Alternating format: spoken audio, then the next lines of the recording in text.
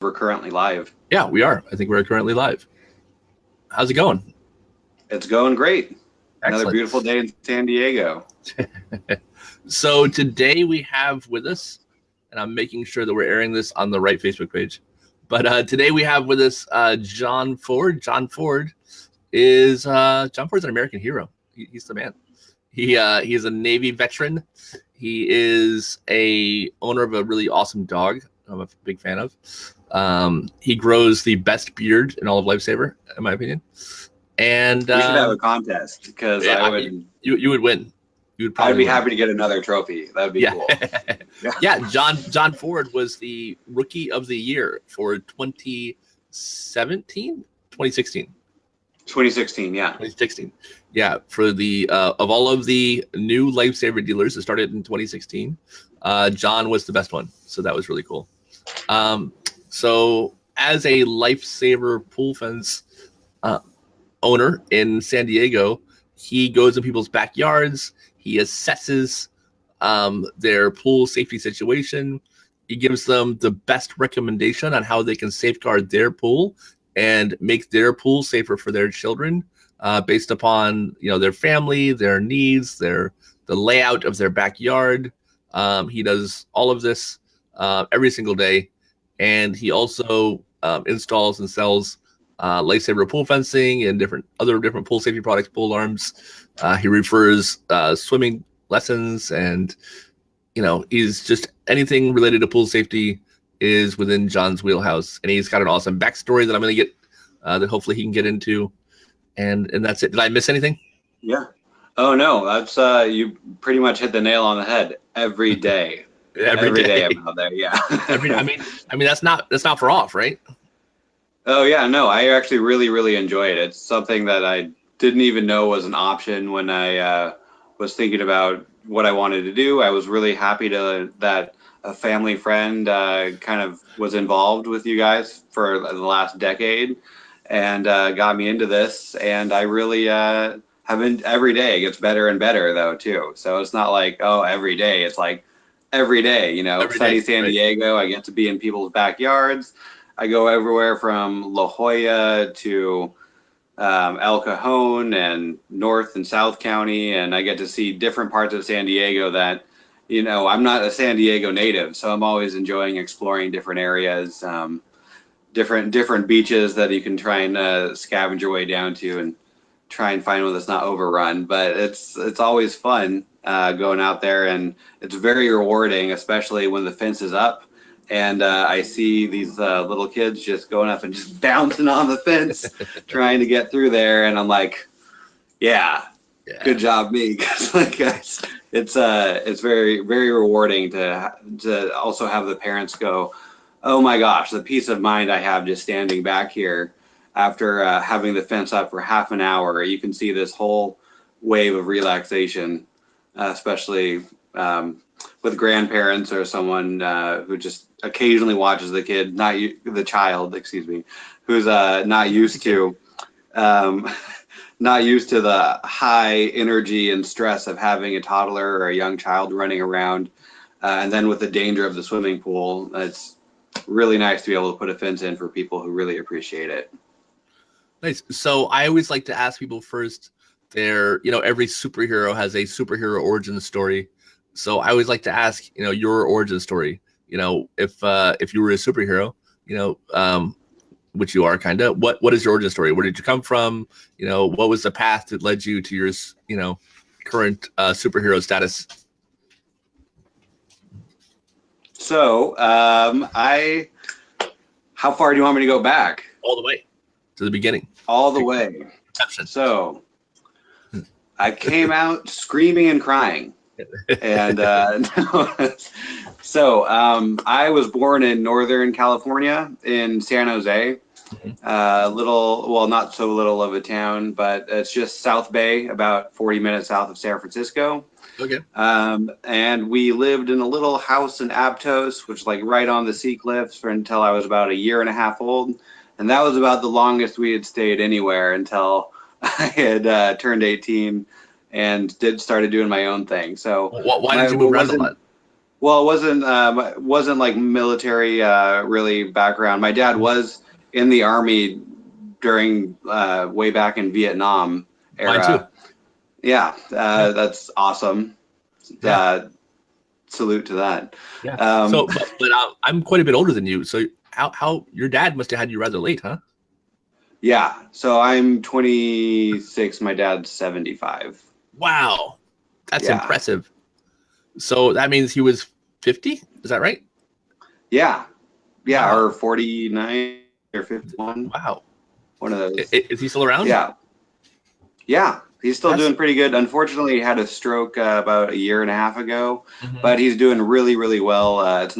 It wasn't a major stroke. My mom was able to get him to the hospital fast enough to get this emergency shot. So Right. that really helped out. So he has a little bit of balance issues, but that's about it. So that's really a blessing. So how old is your So mom? she is now 63. Wow. Oh man, putting me on the spot here, Yeah. So I Eric. mean, but so both of your parents had you really kind of late. I mean, was this their first? Are you the only child? First and only and best. And best. Yeah. And was this both their first marriage? Did they have prior marriages? It's my mom's first marriage, my dad's 12th. second marriage Okay. or third. I don't know. Okay. I never met the two first Right. wives, so Yeah. Like wow, it's rare to hear people starting a family at that wise age. So I'm in a kind of a similar boat, and I thought my parents started yeah, late. My mom was 37 when she had me, and my dad was like 34. Um, and they were always really grateful that they had kids later in life because they thought they were a little bit smarter, wiser, a little more, don't sweat the small stuff. That they were just better people because they were 37 and not 25, right? Not that there's anything wrong with having kids at 25, but in oh, in their in, definitely. their- in their particular case, they were partiers back in their 20s, so they were glad that they kind of got that out of the system and waited to have kids. And your Yeah, parents I waited even really, longer, which is super impressive. yeah, I think I really benefited from that. My parents, like you said, just collective wisdom over the, almost collectively 100 years of experience they had Right? Yeah, before I was born, that's insane. the better part of a century. That's crazy. So So, anyways, yeah. So I give them a hard time about it all the time, but they were very calm, relaxed. Part of the reason we moved around so much, though, to answer your question, was uh, my dad was in the high tech industry doing okay, wireless network bridges, which I think is like Wi-Fi. I'm not gotcha. really sure. Yeah, yeah. Yeah, so he was doing that right during the dot-com bomb time frame. So just going from different small startup tech companies to different startup tech companies meant that we moved around all over California. I actually went to three different high schools throughout my high school career, and Wow. one of them was actually just pretty right down close to here, El Toro High School in Laguna or Lake Forest, and Okay. then Aliso Niguel in Aliso Niguel. That might just be the name of the city. I don't really Okay. remember the name of the high school. But yeah, so it was cool kind of having that eclectic experience growing up, not only having my parents be calm and relatively wise, but also moving around and getting to meet literally hundreds, if not thousands of people before, I struck out into the world for myself. And after I tried a myriad of retail jobs in the food service industry and pretty much just landed on, I think I'm going to join the Navy and, see the world, they say. Right. Before you get to that, Stephanie Marie Robertson, who's a swim instructor, she says hi. I wanted to say hi back. She says hi to Eric and John, both of us. Hello. Which I think you can see that in a little mini screen. See the little the window there. See her? Yeah, Yes. there she is. Kind of cool. All right. So then you joined the Navy, which my uncle, I have two uncles that are. One was in the Navy, and I think the other one still is. And one actually just liked our post, which is kind of funny. His name is Damon, my uncle Damon Lupton, and he was in the Awesome. Navy. And his brother, my other uncle, is a Master Chief, as is his wife. So I always thought, coming from a family who's kind of really heavy into the Navy, and my grandfather was in the Navy as well. He served in World War II, and actually served in Japan on a naval ship, off the coast of Japan, right around the time of the bombing. So like I said, I have Navy kind of in my bones, so I appreciated your Navy story. So you joined the Navy to see the world, as my dad often used to say when they suckered him into the Army. Yeah. Exactly. So I joined the Navy to see the world, and that is what happened. I did see the world. So cool. No complaints there, I guess, as promised, or delivered as promised. One of the things that I really enjoyed about that was seeing different countries that I would, never travel to on my own time. Like what? Like we went to the Philippines, we went to Kuwait, we went to Dubai, and we stopped by a little part of Africa on our way back home. It was like places I would never go to, but seeing different countries and just the structure of it, and you can see like Western influences in different countries. They're like the touristy areas, but for the most part, it's totally different everywhere else. It's way more different than, you can't just watch a YouTube video or read a book about it and go, oh yeah, I kind of know how that is. Right. It's one of those things that you have to be immersed in it before you're like, wow, California is amazing. I just don't want to, now I kind of want to stay on the West Coast indefinitely, or pretty much just the West Coast, because there's this, we would get briefings. I'm sure this didn't help with my opinion or my predisposal to this, but we'd get briefings on, okay, so you're allowed to go within 5 miles of the ship. You have to have 2 people with you at all times. You can't, do this. You can't do that. This is dangerous. And if you aren't back to the ship by this time, we're leaving because this area is dangerous. So good luck. So, wow. Yeah, I was a little bit, that was a little bit of a eye-opening experience, especially with all these different experiences I was getting on the ship, and just, as an engineer on the ship, I was getting a whole new skill set I didn't even, consider. So that was a really cool experience. So that's what you did? You were an engineer? Yeah. So I had signed up under the advanced electronics computer field. That was kind of just so if anyone's watching and thinking about joining the armed forces, this is some unsolicited advice for people. If you take the ASVAB and you qualify pretty good, I'm not going to throw any numbers out there, but I'll just say I qualified relatively where I could do a lot of things. Mm-hmm. Don't go for the most difficult thing there is. Go with what you think would be the most fun, because you're going to be there for 4 years. You might as well be having some fun. Even if it's a little bit more dangerous than you might want to do, go have fun, because otherwise you're going to get just over encumbered with things that are just, like I said, advanced electronics computer field. I think you probably know how long it took me to get this video working on my cell phone. Right. I am not a computer guy, So, but you're doing it on your phone, which I think is the first time we've done it on a phone. Someone asked if we could, so I'm glad that you have kind of broken the barrier now that we know that it's possible on a phone. So thank you for that. Always happy to break the barrier with us. Yeah. So I had signed up for that, and I did not want to. After going to school for a year for that, I was, long story short, by the time I got to the fleet, I was an undesignated fireman, which means I could strike for pretty much any rate I wanted to. But in the meantime, I was assigned to whatever division needed hands. So that was the engineman down in the engine room. So taking engines apart and putting them, engines with pistons that are the size of my chest. Wow. It was kind of they were, and the whole thing's the size of a school bus. They've got a turbocharger on it the size of a Camry engine. It's insane.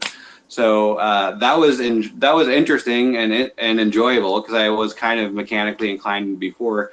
But then I had to strike as an electrician, so I spent the last year or so as an electrician, and there was also a good stretch of time when I first got to my ship where I got assigned to repair division, which was just bits and pieces of things all over the ship I got to work with. So that was really cool. And also very handy for getting a little jack of all trades expert in a little bit of everything. So, but mainly this is the most valuable, again, unsolicited advice for anyone thinking of joining the service. The most valuable experience you'll get from the military is the ability and proper etiquette for just dealing with anyone you want to talk to. There's especially boot camp is such an extreme example, but you're basically sharing a room with 100 dudes, or I think they have like co-ed boot camp divisions now, but they split them up at the end of the day. But anyways, dealing with like 100 different personalities, 100 different ways of dealing with the same problem. You have to be able to communicate yourself eloquently in order to get through that for 2 months and then 4 years after that. So it's a really good experience that I would recommend to many people who want to see the world. So real quick before we move on, what was your favorite country? My favorite country was Hawaii. Okay. That makes sense. Obviously a joke. Yes, I know that's a state, but that was my favorite port for sure. Yeah. If I had to pick a country, though, I would say the little part of Africa we went to, which doesn't represent Africa as a whole. I think the country was called Dukum. Maybe it was like a city-state. I'm not sure. It was basically kind of like in a dark hole in the ship for a month or 2 months at a time, and then we'd come out at a port like, where are we? Who cares? Like, where's the ocean? Like, well, it's right here, but you don't want to swim next to the ship. So you just kind of see the town, Right. Like more interested in just going out there and having experiences than. It's funny you say Hawaii the country and you say it's a joke, but I went to Hawaii. I've been in Hawaii twice, and the second time I went to Maui, and the girl I went with was really concerned about not having her passport ready in time because she thought she needed her passport to go with me to Hawaii. And I'm not with her anymore. So yeah, there you go. That might be why. Yeah, that might be part of the reason is she thought Hawaii was another country. Perfect. By the way, Heather Allison is another swim instructor, and she says hello as well. That's really cool. So how did you transition from protecting our country in the Navy to protecting children in swimming pools? Well, that is a great question. So, and by the way, how do you like that segue? By the way, because I was kind of impressed with that just now. Oh yeah, no, I awkwardly work my way through that segue all the time on estimate, and I think you did very, very good job at it. Better than I do on estimates. You can use that. I don't mind. Yeah. So I'm usually like, if I'm not wearing my NWU pants, which can go both ways. So those are the old style, and the whole Navy switched over to green camo now, which thanks a lot. You got the cool uniform after I got out. When my wife was in, we were wearing the blue pajamas the whole time, like the camouflage blue, which I never understood the logic behind, because it's like, oh, if you fall in the ocean, we'll never find you. Great. So, and that's important to note. Both you and your wife were both in the Navy, right? Yeah, that's actually where we met. So that's really cool. Yeah, and that was probably the most valuable thing that I got from the Navy was. I like you to say probably, don't let her hear that. Yeah. Yeah, she's not standing right there scowling at me at all. Yeah. Thankfully, it's just you and I talking, and no one can see this, so we're safe. Yeah, good. Yeah, good call. So you transitioned from protecting America to protecting babies. Yeah, and it was a really interesting transition because we had both gotten out at the same time. So it was we really had an open schedule. We had like nothing really planned. We were both thinking about, hey, do you want to go back to school? On the GI Bill? Do you want to kind of just travel for a little while? Do you want to stay in San Diego? Do you want to go up to Northern California? We're both transplants from Northern California. And we ended up going up to the South Bay area, so relatively Northern California. No one ever wants to say Central California, but it is Central California. That is what it is. So Central California, and stayed with Mark Hinkle, Lifesaver of Northern California.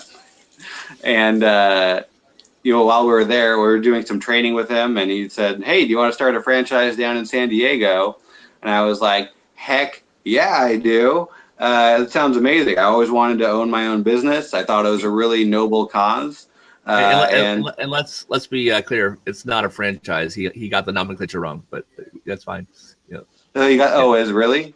Yeah. No, you don't have a franchise. You don't pay franchise fees. You're a dealer. You own your own business that has. Okay. Cool.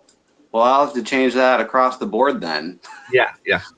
By the way, Heather Allison, who I was wrong, is not an ISR instructor. She's just a water safety ambassador. Said she lived in San Diego for 10 years.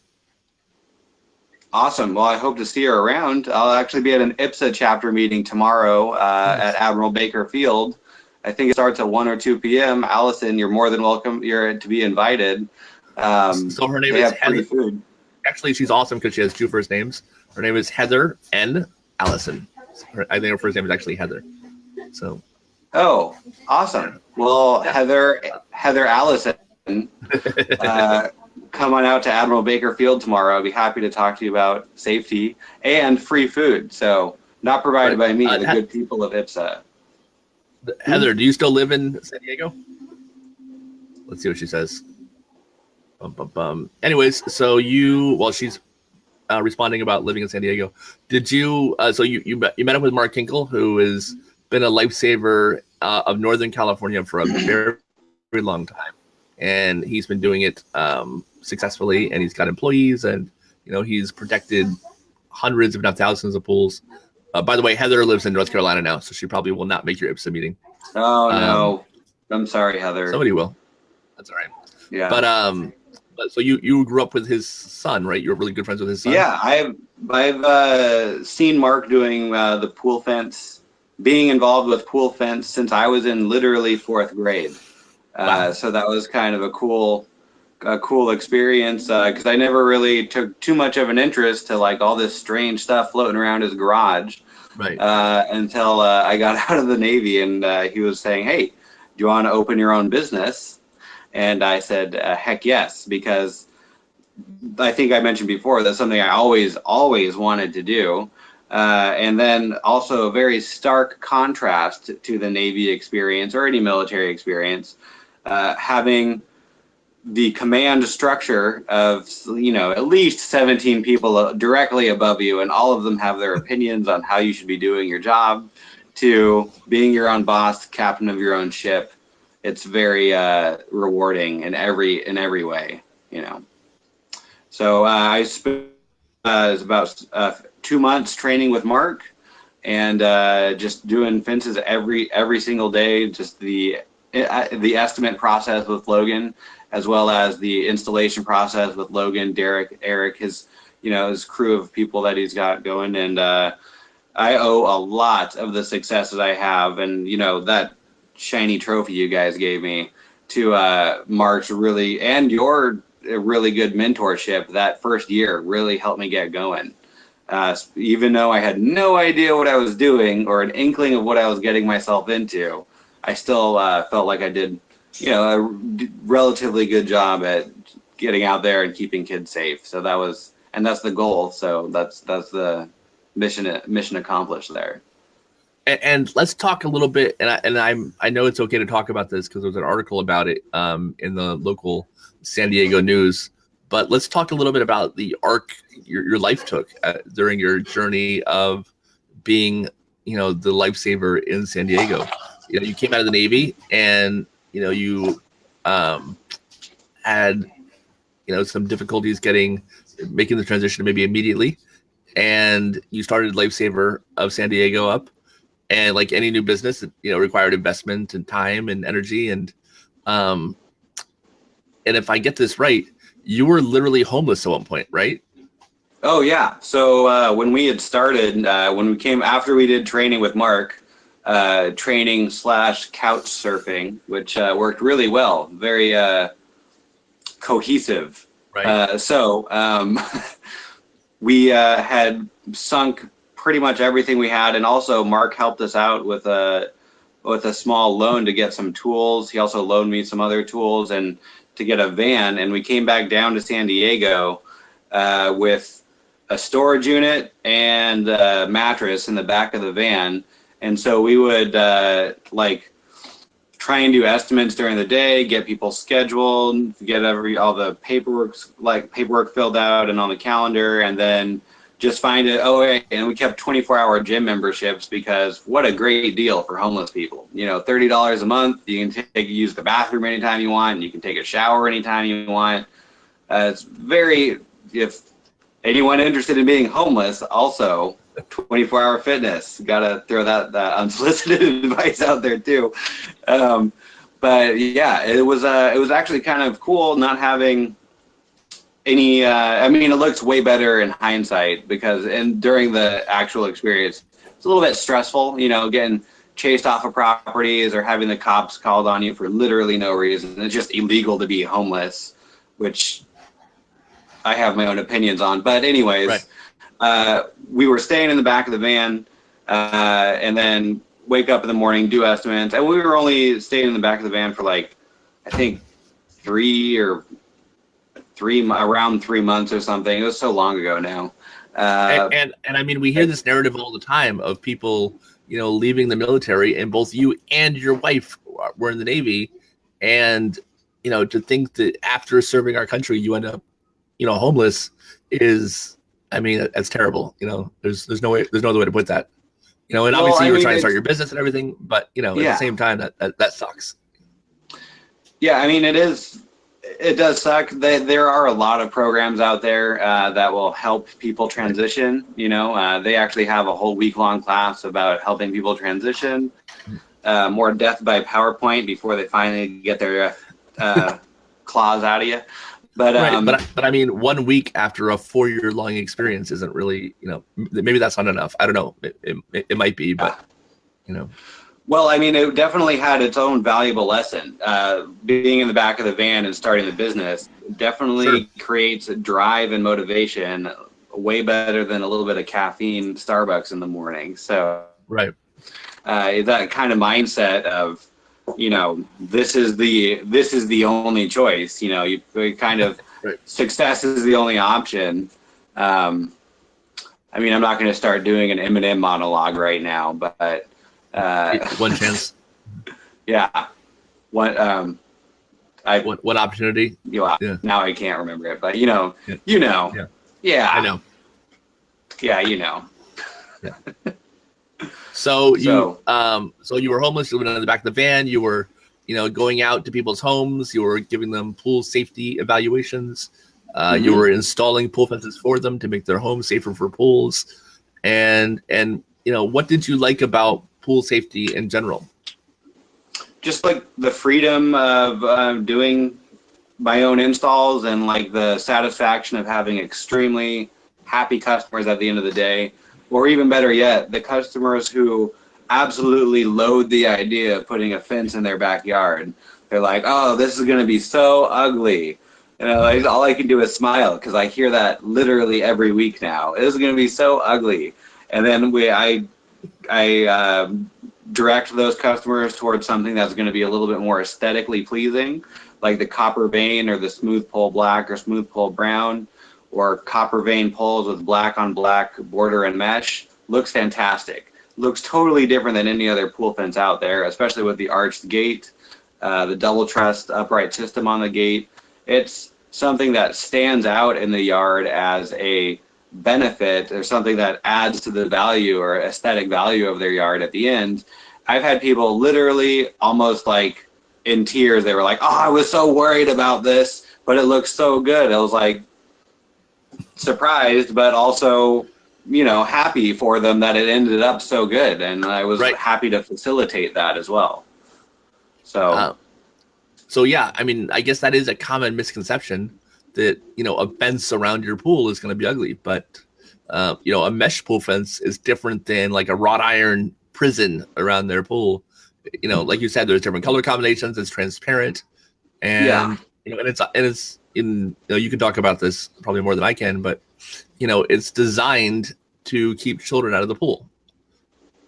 Yeah, every single aspect of the fence. I mean, at the top and the bottom of the fence, where we have the 4 rows of stitching, Mhm. which is nice to have those 4 because if you lose 1, you still got 3 more. If you lose 2, you still got 2 Right. more, and that's why we have that lifetime warranty. But as well as when you pull on that border material, if you're a child, even if you were a little Army Ranger child and could do a straight pull up, it just yields to your pulling on it. There really isn't any good handhold for a child to grab on, as well as I hear a lot of the time people are concerned, well, if it's so easily removable, then how do I know my kids aren't going to be able to do this? And one of the key features of the fence is that it's a tension-based system. So that means when you have a 15-foot long section that ends and another one begins, you have a double post and then a safety snap latch. You have to have not only enough manual or strength and dexterity to pull those poles together from the top, but you need to keep them from rolling, as well as using your other hand to unclasp the latch. And really, all of that's impossible unless your shoulder is at least 3.5 feet off the deck. Right. So I wouldn't say that even I would say around 10 to 13 would be when I would start to worry, but then we have the perma latches. So if swimming is still an issue, I mean, you can just attach the perma latches and then everything's whambo bambo, good to go. Also, a key in the Magna latch on the gate is another great feature. There's a lot of peace of mind that goes into or a lot of little details go into this to create the peace of mind at the end, including one of the most impressive things one of the things that my customers seem to be most impressed with. One of the smallest features we put on the fence, and that's a little slide that sits on the bottom of the gate hinge. It's like a 20-cent piece of plastic, but when the right application and getting attached the right way, it just really it's the last thing that a child would be able to use to try and scale the fence is that hinge, because that's a good foothold, and then not anymore because we put a slide on there and attach it with a screw. So it's really just things. And like, this is one of the kind of a side note here. One of the things I really appreciate about Lifesaver, because I had no idea when I said yeah to Mark that I would love to open up my own business down here. Turns out Lifesaver is the best pool fence business out there. I had no idea. I'm sure you had an idea. I had no idea when I started this business. So I was really stoked about that, especially when I go out on repair jobs or go see other fences that I didn't install. And it's really a stark comparison compared to like our standard operating procedure that Emily and I do just when we go do an install. So I really, when we, I know it's a small thing, the little gate slide on the hinge, but that attention to detail oriented towards safety is really special. It's not something that, it's something that if I was getting a fence installed in my backyard, it's what I would expect, but it's not necessarily the standard. Absolutely. And, it's little attention to details to show that there's a lot of thought put into it, that we're really trying to, solve any problem that could, come forward. So besides a pool fence, which is obviously important to you and, one of the main things you recommend, what other pool safety things can people do to make their pool safer? So it's all about safety is like an onion, Eric. I don't know Like if an you've onion. heard this before. Not, I mean, Yeah. I don't usually hear it called like an onion, but go on. Well, it's got many layers. Okay. So you want to, I mean, a pool fence is, well, we'll get back to pool fences, but mainly the first things that you could do, just super fast, super easy, would be to put alarms on any door that opens to the backyard. You Okay. can add a splash alarm to the pool. There's also the safety turtle wristwatch that you can attach to your child so that if it gets wet, puts an alarm off at a base station as well. I would say, I mean, don't do what my parents did. My parents just put a leash on me. They were just, yeah. An actual leash? Yeah, like the chest harness. Every time I mean, not for a pool per se, but I would often find myself in a department store wearing a leash. And then I would like go under a coat rack and tie it to the coat rack and then bounce. And you could probably tell why I ended up with a leash in the first place. So I actually think the leashes are a good idea a lot of times, but that's just me. Yeah, maybe at like Disneyland or something, I could totally see that. I mean, that's a great example. Yeah, absolutely. So other yeah, cool I would say. Oh, sorry. I was going to get back to just the layers of protection, the alarms on doors and windows, door locks that are at least 50 or 60 inches off of the deck, so that a child can't reach them. Just like little push pins or dowels that go into the top of like sliding glass doors or any door with a handle as well. But those are all layers. But for me, what seems like the most effective layer is a pool fence, because it isolates the pool from the rest of the yard. It keeps the children just out of that area completely. It's not something that if you have music on, you're not going to hear the alarm or something like that, or if the alarm batteries go out, some of them plug in, and there's lots of different things out there, but the key feature is to have as many layers of protection that you need in order to feel comfortable in your yard, in your house, with your children running around. Yeah, I mean, I always break it down into what I call 5.5 layers of protection. So parent supervision being the first one, like you said, which, unfortunately, as we all know, human beings are fallible, right? None of us are perfect. It's impossible to watch a toddler all of the time. In fact, the parents that terrify me the most are the ones that say, no, I'm good. I always watch my child. Those parents scare the bejesus out of me because that's not realistic, right? Nobody watches their child all the time. And every parent who has a hilarious story about their kid, covering the wall in crayon, who doesn't have layers of protection in place, just got lucky they didn't go into the pool instead. So parent supervision is, the main one. Then locks on all the doors and windows, alarms on the doors and windows lead to the pool, then a pool safety fence, then alarms in the pool or the safety turtle, like you said, that's more on the child. Then swimming lessons, the child knowing how to rescue himself if he falls in. And then the 5.5, the last kind of half layer of protection, is CPR, because that's not preventing an accident, but if you have kids, you need to know CPR. That's a absolute. I think that's a really fantastic one. I think you probably know I had a chance to go out and see one of the ISR instructors do her thing. Yeah, talk about that. And go through the classes. Yeah. It was really a great experience. I mean, I had no idea that you could take literally an infant, barely old enough to express themselves with any kind of words.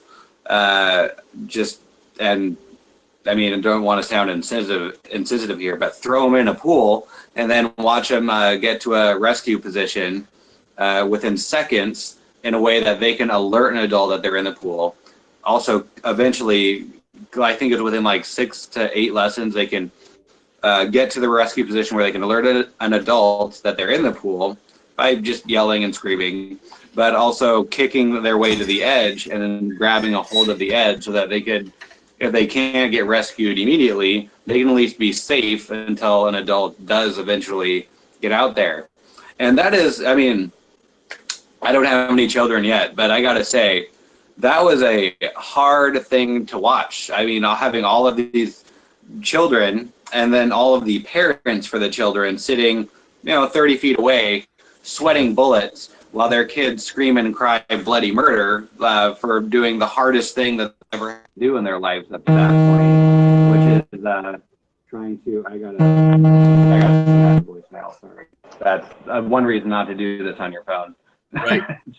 But Yeah, it was a really, really difficult thing to watch. I mean, they weren't even my kids, and I was like, oh my God, like this, someone get that kid out of this pool. Like, you know, so, but it was really, the kids who had been doing this for a few weeks, it was really inspiring to see them get to their back, get to a safe position, get to the edge of the pool, even after having, being like turned or rolled, just, they're good to go. It was really impressive. I had no idea. Some of my first memories are learning how to swim, but it was nothing like that. That was pretty amazing.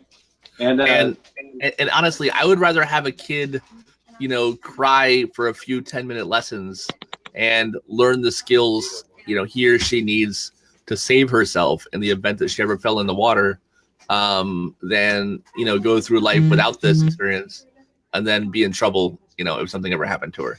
So, you know, I don't mind seeing kids cry a little bit, you know, if that means that they're safer for it, if that makes sense. Yeah, absolutely. Yeah. That's I totally agree. And did you see them, any kids go in the water fully dressed? Sorry, one more time? Did you see any kids fall into the water during those lessons where they were fully dressed with their shoes on and their clothes and their shirt and the whole nine? So not at that lesson, but I have seen that before, where that's because that's a whole different layer or a whole new different challenge, you know, right? Being completely dressed and falling into the water. Yeah, because most kids who drown are thought to be inside the house, which means that they're in their regular clothes. So, you know, ISR in its wisdom, you know, teaches kids how to save themselves with their clothes on, with shoes on, you know, with a shirt on, with a diaper on, with, you know, pants on.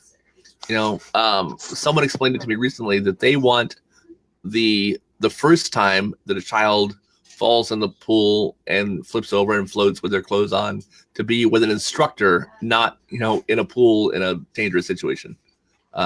Which I like the sound of that, you know, that they're, you know, they get practice doing it with an instructor before, you know, the chance of them doing it on their own and actually saving themselves. So, yeah, I like that they take it all the way to, you know, fully dressed, because it really addresses the real situation and not just, you know, pays lip service to it. Yeah, I mean, that's why it's one of the best layers of protection out there. But supervision, like you hit on before, is really a good one. I don't know. I repeat this on estimates often, but one of the houses we were renting when I was growing up had a pool. And one of the games that, you know, I and my friends thought would be fantastic and just all good fun would be to run across the blue bubble mat as fast as possible, and whoever gets the furthest wins. No prize, they just win. What do they win? They get to live. Yay. Yay. But obviously a very dangerous thing, and you never know what kids are going to do while you're not around. And I probably one of the worst examples of that right here with two thumbs. And so when I go on estimates for, you mentioned kind of tailor fitting fences to match every customer's needs. If there's 3 little bulls in the same house, I always recommend our solid core fence every single time. I'm like, this is going to be what you're going to want, because it not only has a lifetime warranty, so eventually when one of these guys breaks a pole, I'll come out here and replace it for you. But also, it's the strongest fence on the market. It doesn't actually break. It just kind of yields to bending at a certain point, and then you can bend it back. So, I mean, since pool fence is your thing, if someone was going to buy a fence, what features, what, you know, qualities in the fence should they look for so they know they're getting the right kind of fence? So a lot of people have a situation, especially if they're only having one child, where they may have waited, or they just moved into a house that had a pool, and they're only going to need a pool fence for like maybe a year and a half or 2 years, or however long, you know, until they can get their child swim safe. And in those situations, I often recommend going with our X-Bowl product, because it's less per foot cost, and oftentimes especially if they just bought a new home, there are 100 different projects they're trying to tackle at the same time. They all cost way more than they thought they did. And if I can try and keep it to a lower budget for them on the installation for a pool fence, they're really satisfied with that, and I'm really happy to, meet and exceed their expectations. And like I said before, oftentimes if there's three little boys in one house, or if it's a house that is like the kind of hangout house on the block for the neighborhood, or especially there was a few backyard swim schools that we've done. I recommend going with our Lifesaver pole because it has a lifetime warranty from you guys for manufacturer defects, as well as a lifetime warranty from us here in San Diego. Because when I install one of these fences, it's basically like leaving a gigantic business card in people's backyards, and I don't ever want that to even look kind of funny. So what I tell my customers is that, if you have any problem at all, give me a call, shoot me a picture message. I can go over it with just a picture message alone. I could either talk through what's going on with the fence, or just add that to my next estimate day, which is usually within 48 hours anyways, and just stop by for a few minutes just to take care of it. I'd way rather take care of it when it's a small problem and just charge nothing than have something that could eventually, be more intensive, labor intensive for me anyways. So Yeah, I mean, that all makes perfect sense. And I liked what you said about the lifetime warranty. So if a lifetime warranty is one thing people should look out for, what's another specific feature that someone in the market for a pool fence should make sure that they have in their pool fence, like a must-have component to a fence that you think is important?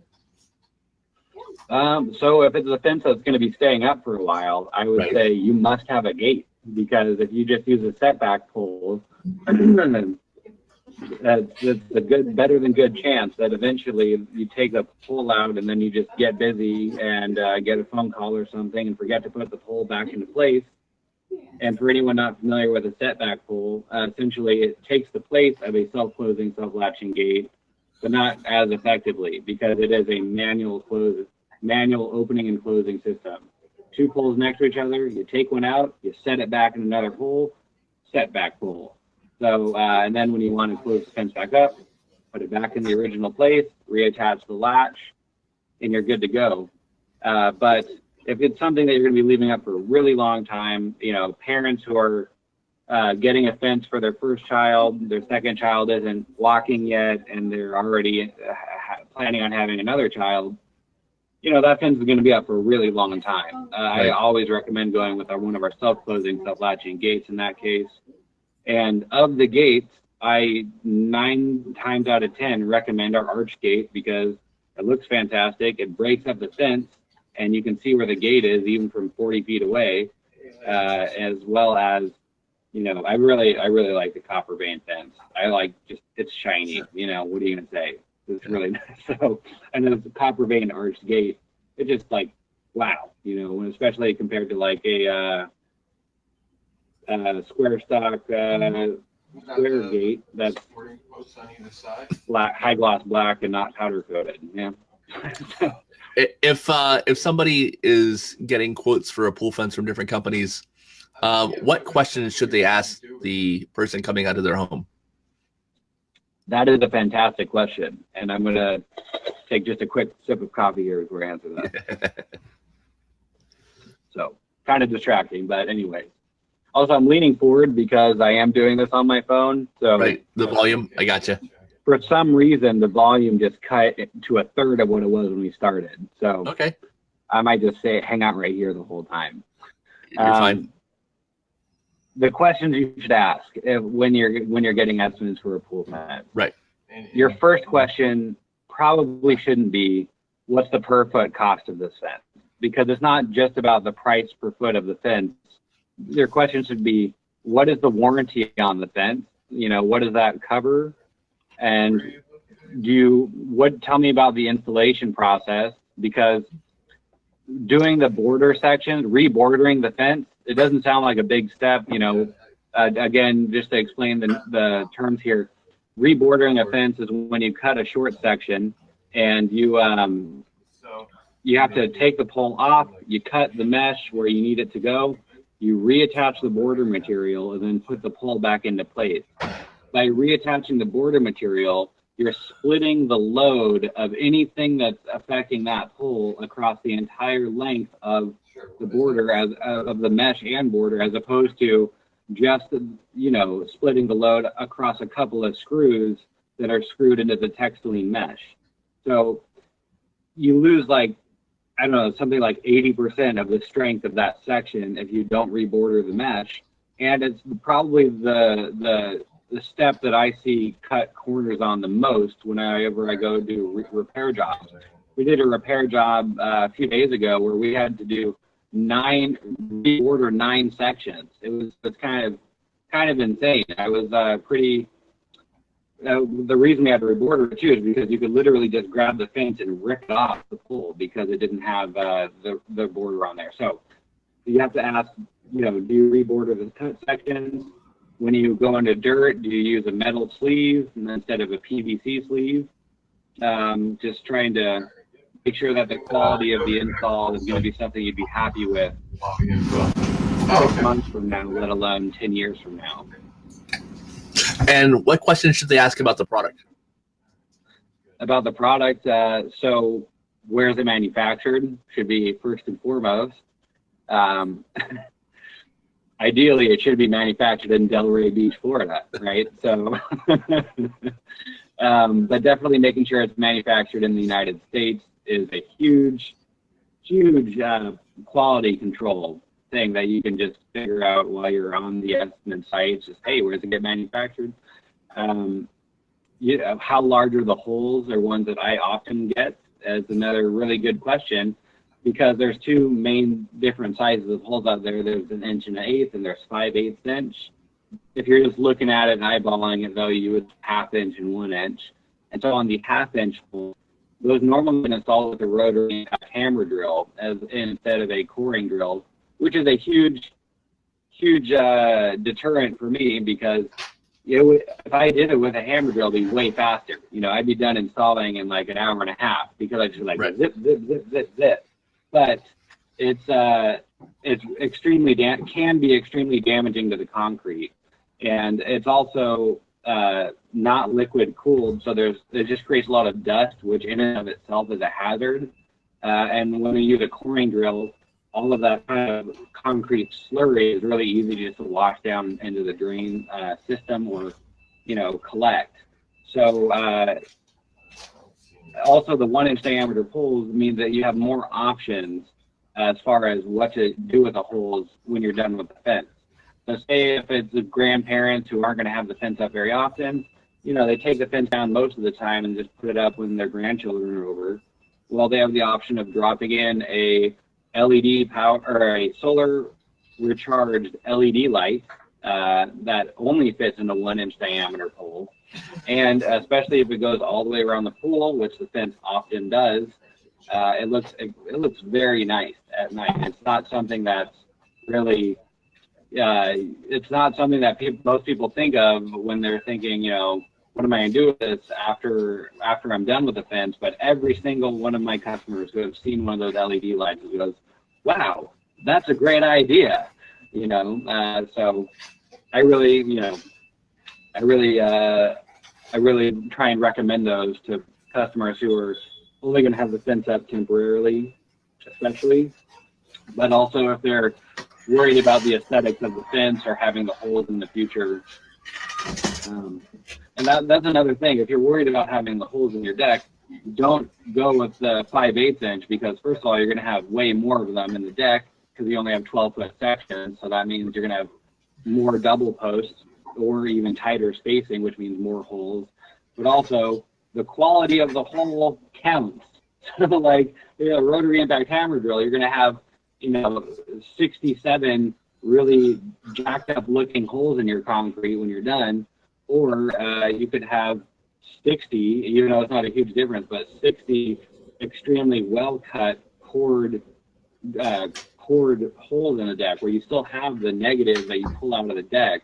So you could use that to color match the concrete if you wanted to patch with concrete. You could also dropping the LED solar lights, but you're not going to have like cracked or chunky kind of concrete around the hole. It's going to be extremely clean.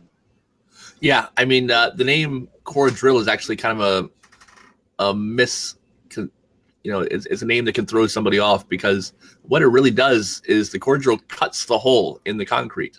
It slices through the deck, so you get this really clean hole, not like a hammer drill that's chipping away at the concrete. So it's an entirely different experience, I think, kind of like you described. Yeah. And that negative you talked about is actually the inside the core, the tube that gets cut out of the deck. It comes out intact, like it's one long, 1 4-inch cylinder that my dad used to bring home with him when I was a kid and bring to me when he started Lifesaver in 1987, and he was doing jobs in the late 80s, early 90s. I used to think the core was really cool, so he would bring them home for me when I was a kid. Like if he did a cool deck with Chattahoochee or marble or some cool surface. I had this like core collection in my room because I was a nerd, and I thought they were cool. But yeah, I have good memories of those cores. But so I mean, it's already noon here, which means it's 9 a.m. for you. Thank you very much. So what kind of water safety advice would you leave parents with as we wrap this up here? So water safety advice is, first and foremost, if you're a parent of a very young child, ISR lessons. You CPR certified if you aren't already, and also think about what layers of protection that you would think are appropriate for your house, but as many as possible. Can't you go over on the layers? Have 1 or 2 extra layers. You don't want to go, oh man, if I just had that one extra layer, I could have avoided at best a trip to the emergency room. So it's really and the new law in California right now, where you're at, actually requires 2 layers. Yeah, exactly. Which is a great law. The law in California right now, it's brand new. It just passed, and it is by far the best pool safety law in the country. And the reason it's such a good law is because it utilizes the concept of layers of protection, which every pool safety expert in the country thinks is a good idea, including the federal government's Consumer Product Safety Commission. They recommend layers of protection. They sometimes call it simple steps. Simple steps save lives. So, the whole industry, nonprofit, for-profit, etc., all recommend layers of protection. And the law in California is the first law in the country to take that idea and legislate it and make it into law. So they give you like 7 options, or maybe 5 options. I think it's 7. So and then you have to pick 2 of them, which I think is fantastic. I wish, and I hope other states in the country will model their pool safety laws out of the one in California, because they've really done a terrific job. And I know Nadina Rigsby and Marcia Kerr and some other people that behind the scenes who are involved in getting that law made, did tremendous work in getting that passed. And I'm super excited that at least one state in the country has taken a step forward in the right direction with such a well thought out, intelligent law. But you're right. If 2 is the minimum, right? If 2 is what's required, 3, going one step beyond is probably a good idea. Yeah, no one's saying you have to go with all 7. Right, exactly. But I mean, one of the reasons that law is so well thought out and legislated is because, unfortunately, just statistically, because there's so many people in California, like some of the other larger states, there are a lot of drownings, unfortunately, a lot of child drownings. I think last year was like 14 children drowned in California, and while being, I'm sure, supervised or under the supervision of an adult who is responsible for their well-being. And that's too many. That's one of the reasons I get up and do what I do, is to keep that from happening. So just every day, like you were saying at the beginning of our interview. So yeah, out there every day, and just real quick, both Nadina and Marcia, who were, behind the scenes in creating that law, they both lost children to drowning. Marcia Kerr, actually, her and her husband were our first ever dealers, and they were in California. They were the first ever lifesaver pool fence dealer, and Marcia's gone on to work for the Consumer Product Safety Commission, and she's been a huge advocate for water safety for the past 30 years. And Nadina is the OG. She's the original pool safety advocate, and all the way back from the 70s, I believe. So wow, this has been a great outcome for them.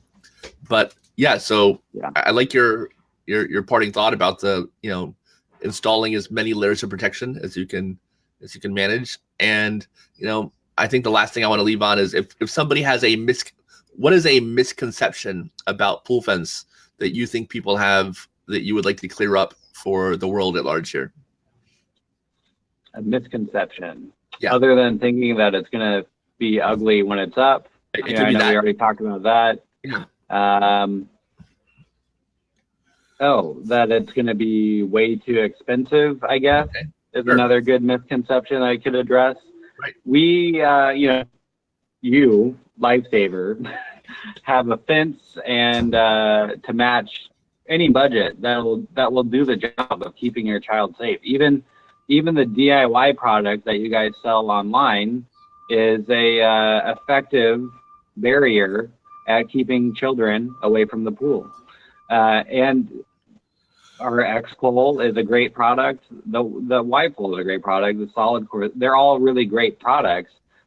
And they're I would never say to someone, even if you have pennies to rub together, give me a call and we'll figure something out, because I would rather install the job, or I would rather get the job installed just so there's not another unfortunate statistic than having to worry about, oh, this is going to be the most expensive thing in my yard. It's,